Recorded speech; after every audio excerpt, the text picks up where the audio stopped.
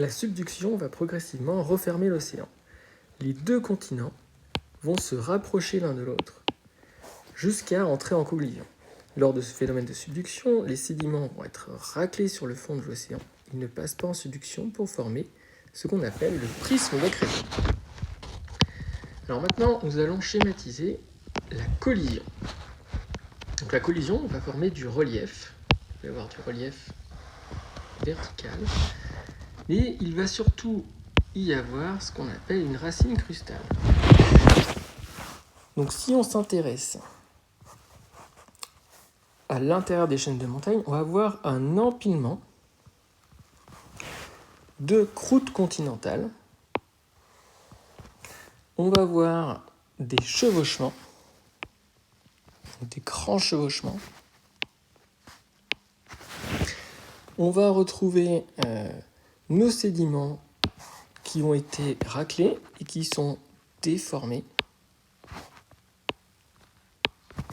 Notre ancien prisme, justement, d'accrétion.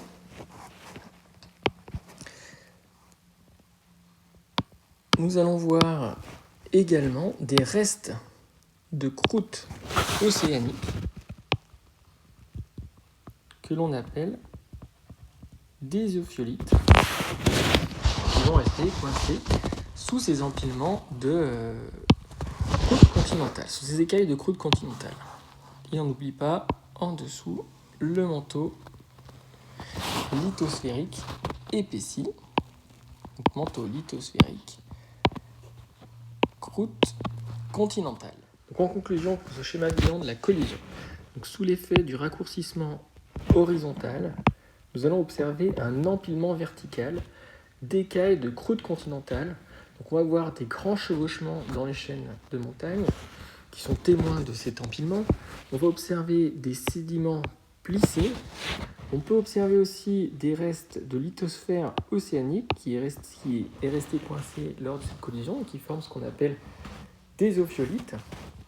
Sous l'effet de cette augmentation de poids due justement à cet empilement, la croûte continentale va s'affaisser sous forme d'isostasie dans le manteau lithosphérique pour former ce qu'on appelle une racine crustale. Donc une racine crustale, c'est caractéristique des chaînes de montagne.